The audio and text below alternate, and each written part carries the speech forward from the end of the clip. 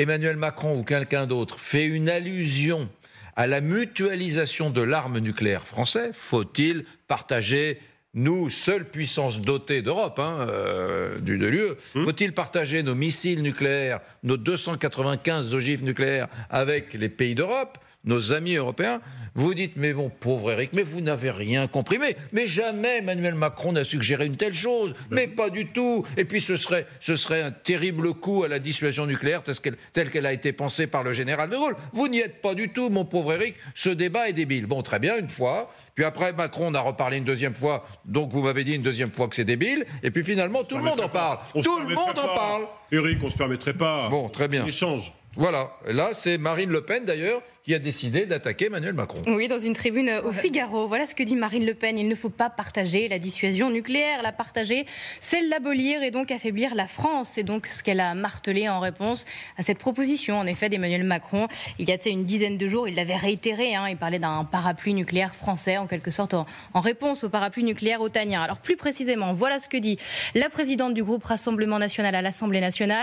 Si Emmanuel Macron décidait de partager l'arme nucléaire avec les pays de l'Union européenne, il déposséderait la France d'une prérogative essentielle et trahirait ses devoirs constitutionnels. Ça, c'est intéressant, on va y revenir. Et elle ajoute, le feu nucléaire, degré suprême de la souveraineté, est un absolu. Un absolu ne se relativise pas, sauf à ne plus exister. Elle va même jusqu'à préconiser l'inscription dans la Constitution de l'usage exclusif de la discussion nucléaire par le seul président de la République. Alors, les amis, pour commencer, écoutons, il est plutôt dans la nuance, François Bayrou, c'était il y a quelques semaines, sur LCI. L'arme nucléaire qui, comme vous le savez, est un élément essentiel de la défense, ou plus exactement de la dissuasion française. Comme le général de Gaulle l'a répété 100 fois, ça veut dire si vous nous attaquez, à ce moment-là, vous risquez vous-même votre peau. Et on voit à quel point, depuis la Seconde Guerre mondiale, cette dissuasion, pour tous ceux qui avaient l'arme nucléaire, a fonctionné, a marché. C'est un élément essentiel de la politique française que d'avoir à disposition cette capacité-là nucléaire. Mais cette capacité, elle est faite pour défendre les intérêts vitaux de la France. Et les intérêts vitaux de la France aujourd'hui, c'est l'Europe.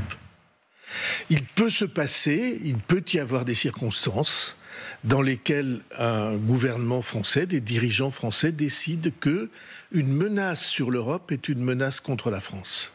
Et c'est ce que le président de la République dit en disant « mettons tout sur la table, regardons les risques auxquels aujourd'hui nous sommes affrontés, confrontés ».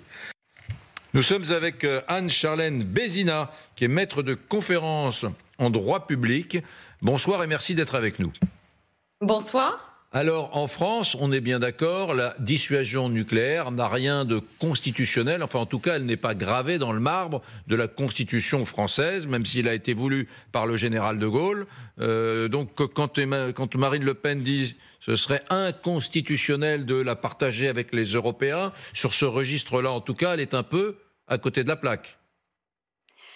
Oui. Rien dans la Constitution ne fait référence, en réalité, à la dissuasion nucléaire. La déclaration de Marine Le Pen fait peut-être écho au devoir du président de la République d'être le chef des armées. C'est l'article 15 de notre Constitution qui dit cela. Mais encore une fois, en réalité, l'article 15 nous dit tout simplement qu'il préside les conseils de défense. Donc rien de nucléaire dans notre Constitution, rien relatif à cette doctrine qui, il est vrai, est gaulliste, fait partie en quelque sorte de notre histoire, de notre identité, mais qui n'est absolument pas constitutionnelle, en tout cas pas pour le moment. Aucun président de la République n'a d'ailleurs manifesté ce souhait sous la Ve. Est-ce que, mon général, je reviens vers vous dans un instant, est-ce que c'est très bien, on a compris, c'est pas dans la Constitution.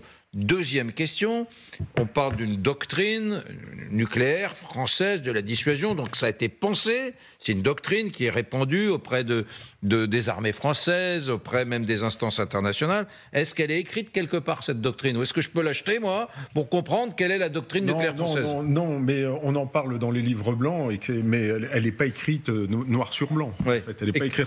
Elle a été décrite dans les années 60 par, c'était le général, je ne sais plus comment il s'appelait déjà, enfin, vous me prenez de court. Oui. Donc, mais moi je n'ai jamais vu la doctrine française des clés noir sur blanc. On l'a décrit dans les manuels militaires, on en parle dans les académies, mais c'est une doctrine effectivement qui est celle des intérêts vitaux. Alors mon général, vous connaissez ces petits livres jaunes pour les nuls, là, hein, l'armée française pour les nuls. Donc vous allez nous faire, s'il vous plaît, la doctrine nucléaire française pour les nuls. Bon, la doctrine nucléaire française pour les nuls, c'est le président de la... Nous avons une arme nucléaire qui fait à peu près 295 têtes, donc qui est portée par 4 sous-marins nucléaires lanceurs d'engins, qui est porté également par des Rafales et des missiles air-sol qui peuvent tirer des armes de moindre puissance. Et donc la main de cette puissance nucléaire est dans les mains du président de la République lorsqu'il décide lui-même, personne d'autre, que les intérêts vitaux de la nation sont en jeu. Et là, c'est là que je rejoins M. Bayrou, c'est-à-dire qu'avant, on pouvait dire que les intérêts vitaux de la nation, c'était peut-être les frontières de la France. Aujourd'hui, il est difficile de dire que les intérêts vitaux de la nation ne commencent pas aux frontières orientales de l'Europe. Vous voulez dire qu'il serait concevable, et c'est peut-être ce que veut dire Emmanuel Macron, quand il parle de mutualisation, il serait concevable d'utiliser l'arme nucléaire française si un pays d'Europe ou un pays balte, par exemple, prenons un exemple, était attaqué par la Russie? C'est-à-dire que si on avait la certitude que Vladimir Poutine entrait dans une phase de conquête de l'Europe, effectivement, là, se poserait la question pour le président de la République, où va-t-il s'arrêter? Et s'il envahit la Pologne et qu'il arrive à Berlin, est-ce que nos intérêts vitaux ne sont pas en jeu? Si ils sont véritablement en jeu. Ça, c'est... Voilà. Pardonnez-moi, mais c'est une sacrée donne nouvelle pour l'exécutif français. C'est-à-dire qu'Emmanuel Macron a ça que ses prédécesseurs n'avaient pas sur les épaules. Il a ça, c'est-à-dire que est-ce que ce qui se passe aujourd'hui aux frontières de la Pologne, aux frontières d'autres pays de l'OTAN, des pays baltes, m'engage, moi, et engage mon bouton rouge? Eh bien, exactement. Il n'y a que le président de la République qui peut le dire. Mais la notion des intérêts vitaux de la France, elle n'est pas définie. C'est ça l'ambiguïté stratégique. Et donc, il n'y a que le président de la République qui peut répondre à cette question. Et le président Macron y répond partiellement en disant qu'effectivement, l'arme nucléaire française avait une dimension européenne. Ce qui ne veut pas dire, contrairement à ce que dit Madame Le Pen, qu'il s'agit de partager l'arme ou de partager le bouton ou de disséminer l'arme nucléaire en Europe, c'est absolument faux. C'est de la politique politicienne de bas étage. La vérité, c'est que simplement, la définition, le président de Macron, sa définition des intérêts vitaux de la France est aujourd'hui étendue, vraisemblablement, plus largement que le territoire national stricto sensu, parce qu'aujourd'hui on est dans des alliances, parce qu'on a créé l'Union européenne, parce qu'il y a l'OTAN, et que nos frontières, elles passent par les frontières de la Pologne et de la Roumanie. Et prendre la décision seule aussi, en tout cas évoqué, comme a dit Emmanuel Macron. Oui, je ne parle pas de la décision d'appuyer sur le bouton nucléaire, mais la décision de partager potentiellement la dissuasion nucléaire. C'est ce qui fait bondir certains, notamment l'ancien président François Hollande, qui lui réagit et dit ceci. Emmanuel Macron propose d'européaniser notre dissuasion nucléaire sans que ni les forces politiques ni nos alliés européens n'aient été consultés. La force de dissuasion appartient à la nation, elle mérite mieux que des discussions de coin de table, Samantha. C'est ce que disait l'ancien président sur X récemment. Oui, ça mérite mieux que des discussions de coin de table, mais François Hollande a quand même dit, quand il était président, qu'il y avait une potentielle dimension européenne à la dissuasion nucléaire française. Sarkozy en a parlé, Chirac en a parlé, même le général de Gaulle a dit que si l'Allemagne et le Benelux étaient menacés, ça ferait partie d'un affaiblissement de la sécurité française.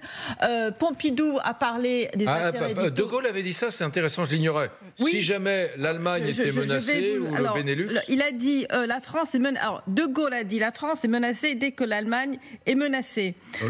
Ensuite, j'ai ici quelque part Hollande qui dit nous participons au projet européen 1961, la dissuasion française apporte une contribution forte, essentielle à l'Europe. Hollande a dit ça en 2015. Chirac, 1995, la France avait émis, je ne trouve plus la citation, mais que la France mais j'entends ce que vous dites. Mais si vous voulez, cette idée d'un éventuel... d'une dimension nucléaire d'une dimension européenne à la dissuasion française, elle existe depuis 1957. Et en 1972, les Anglais et les Français ont convenu ensemble que leur dissuasion nucléaire apportait quelque chose à l'Alliance Atlantique. Ce que Emmanuel Macron a fait, c'est qu'il a rajouté un plus. Mais cette discussion, elle existe en France depuis le général de Gaulle.